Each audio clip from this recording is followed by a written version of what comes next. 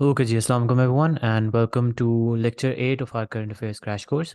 So far we've covered quite a few topics, जिसके अंदर हम लोगों ने अफगानिस्तान क्राइसिस को देखा है, क्लाइमेट चेंज के टॉपिक्स को देखा है, हमने यूक्रेन क्राइसिस को देखा है, हमने information warfare, hybrid warfare, Pakistan की foreign policy with regards to Saudi Iran relations, with regards to Palestine issue. तो काफ़ी हद तक हम लोगों ने काफ़ी टॉपिक्स को कवर ऑलरेडी कर चुके हैं। In the last lecture, we also covered the idea of the global economic recession that is confronting the world today. तो अभी हम लोग उसी के एक्सटेंशन में देखेंगे कि उसी ग्लोबल इकोनॉमिक जो रिसेशन है उसके अंदर पाकिस्तान जो एक इकोनॉमिक क्राइसिस से फेस कर रहा है उसकी क्या नेचर है, और साथ ही साथ जो आईएमएफ के साथ हमारी डीलिंग है उसकी क्या डायनामिक्स है। So for this lecture will be going over Pakistan economic crisis and the IMF dilemma. So let's begin. सबसे पहले एक बर्ड आई व्यू ले लेते हैं ऑफ हाउ थिंग्स स्टैंड। आप देख सकते हैं कि Pakistan economy is South Asia's weakest according to the new World Bank report. IMF के साथ हमारा जो एक बेल आउट पैकेज हम लोगों ने करना है वो that seems to be the only option that Pakistan has according to prime minister Shehbaz शरीफ।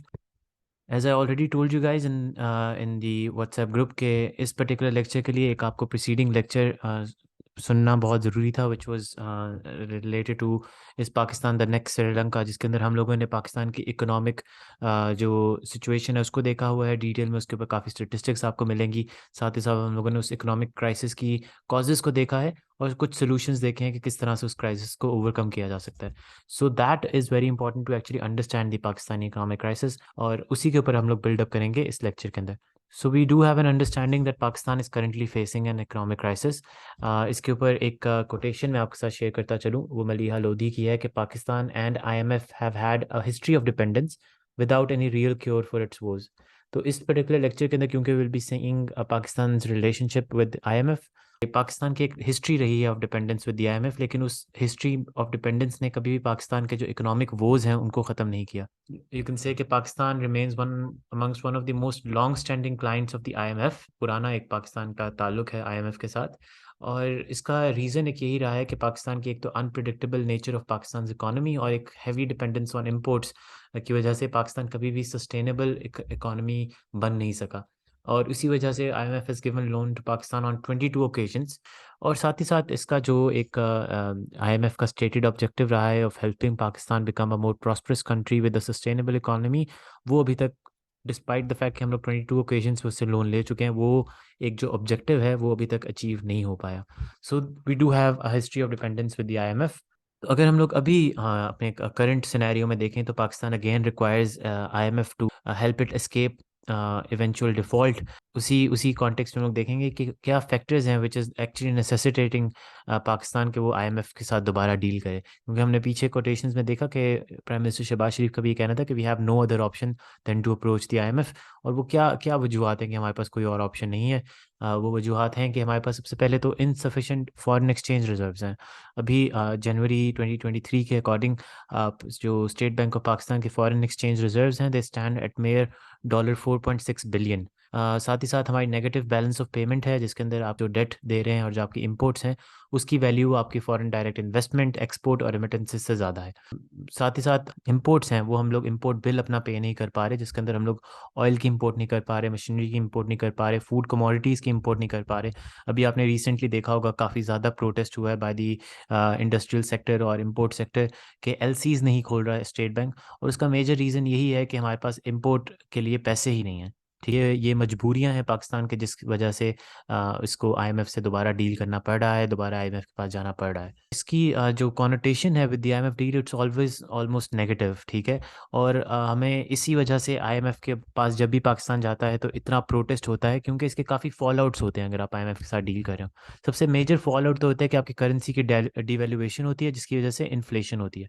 क्योंकि आपकी करेंसी की डिवैल्यूएशन हो रही होती है तो आपकी जो कॉस्ट ऑफ इम्पोर्ट्स हैं वो बढ़ जाती हैं। ठीक है, और फिर जब आप जो उन इम्पोर्टेड गुड्स से लोकल मैन्युफैक्चरिंग कर रहे होते हैं उसकी भी ऑब्वियसली चीज़ों की प्राइसेस बढ़ जाती हैं, क्योंकि आप बाहर से यूजली रॉ मटेरियल मंगवा रहे होते हैं अपनी लोकल मैन्युफैक्चरिंग के लिए भी। तो उसकी वजह से जो प्राइस बढ़ती है तो आपकी ओवरऑल गुड्स की प्राइस भी बढ़ जाती है, and then you have to deal with inflation. साथ ही साथ आपको एक मेजर जो इसका फॉलोअप फेस करना पड़ता है, that is loss of industrial output. उसका ये है कि जैसे जैसे आपका मैंने कहा कि रॉ मटेरियल्स की प्राइस बढ़ती है तो आपकी लोकली मैन्युफैक्चर्ड गुड्स की कंपेटिटिवनेस कम हो जाती है, क्योंकि उनकी भी प्राइस बढ़ती है तो फिर वो ग्लोबल मार्केट के अंदर उस तरह से उनकी जो कंपेटिटिवनेस होती है वो कम हो जाती है। इलेक्ट्रिसिटी और गैस के रेट्स बढ़ते हैं, जैसे आपने देखा होगा अभी recently there have been gas hikes, there have been electricity hikes. और उसका एक मेजर रीज़न यही है कि आईएमएफ की डील जैसे जैसे करीब आती है तो आपको ये चीज़ें करनी पड़ती हैं। साथ ही साथ आपकी पॉवर्टी में इंक्रीज आता है, और वो ये है क्योंकि IMF requires you to cut on your spending, ठीक है। वो ये कहते हैं कि आप किसी को सब्सिडीज ना दें, आपने जो सोशल सेफ्टी नेट्स दिए हुए हैं उनको उनको हटाएं। तो फॉर एग्जांपल अगर आपने फार्मर्स को कोई सब्सिडी दी हुई है तो आईएमएफ कहेगा कि उसको ख़त्म करें। तो इसकी वजह से जो आप एक थोड़ा सा एक सोशल सेफ्टी नेट का कॉन्सेप्ट है कि आप अपने गरीबों के लिए थोड़ा सब्सिडीज देते हैं, तो वो चीज़ ख़त्म होती है, जिसकी वजह से आपकी पॉवर्टी और ज़्यादा बढ़ती है। So these are the major fallouts of IMF deal. इसके हवाले से मैं आपके साथ कुछ कंटेंट भी शेयर करूंगा, कुछ लिंक शेयर करूंगा। I would highly encourage you to go through those. So far in our discussion, we've seen that Pakistan has been dependent on IMF consistently. 22 loans already हम लोग उनके साथ ले चुके हैं। इसका इसका क्या कॉज है, इसकी क्या रीज़न है? मैं इसको कहता हूँ पाकिस्तान साइकिल ऑफ मैडनेस, क्योंकि पैटर्न हमेशा ऐसा ही रहता है कि with the funds blessing the government goes on a shopping स्प्री। कि जब हमारे पास फंड्स आते हैं, गवर्नमेंट बहुत बड़े बड़े प्रोजेक्ट्स स्टार्ट कर लेती है, जिसके लिए वो और फर्दर लोन्स लेती है, ठीक है। उसकी वजह से उसका और डेट बढ़ता है, बड़े प्रोजेक्ट्स करने की वजह से, एक्सपेंसिव प्रोजेक्ट्स करने की वजह से। पाकिस्तान की अनफॉर्चुनेटली हिस्ट्री रही है कि जब भी यहाँ पे प्रोजेक्ट्स हुए हैं तो किकबैक्स के तौर पर यहाँ पे बहुत ज़्यादा इनएफिशिएंसीज आ जाती हैं, फाइनेंशियल इनएफिशिएंसीज आ जाती हैं, जिसकी वजह से जो कॉस्ट ऑफ प्रोजेक्ट्स है वो और बहुत ज़्यादा बढ़ जाती है। तो आप फिर और डेट लेते हैं उसको कंप्लीट करने के लिए। जब आप और डेट लेते हैं और आपके पास कोई एक सस्टेनेबल इकोनॉमी नहीं होती तो बैक इट अप, तो फिर आपको दोबारा एक क्राइसिस का सामना करना पड़ता है और फिर आपको दोबारा एक आईएमएफ प्रोग्राम के पास जाना पड़ता है। तो this has been Pakistan cycle of madness. और तरीका एक ही है to to address this issue, और वो ये है कि you have to address the economic imbalances that exist and spur real economic growth which will allow for the accommodation of deficits and debt. मतलब आइडिया सिर्फ ये है कि आपको एक सस्टेनेबल इकोनॉमिक मॉडल लाना होगा, आपको लॉन्ग टर्म पॉलिसी मेकिंग करनी होगी, आपको अपने जो रुपी है उसको स्टेबल करना होगा, आपको अपनी इंडस्ट्री के अंदर इन्वेस्टमेंट करनी होगी, आपको स्किल्ड लेबर के अंदर इन्वेस्टमेंट करनी होगी। आपको एक ऐसा इकोनॉमिक मॉडल लाना होगा जिसकी वजह से you move towards sustainable economy and are able to bridge the gaps that exist between your balance of payments, between your exports and imports.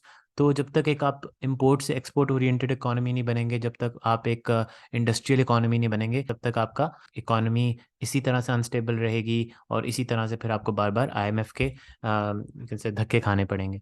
तो इसी हवाले से हम लोग वे फॉरवर्ड देखते हैं कि how can Pakistan come out of its dependence on the IMF and step towards the goal of economic independence.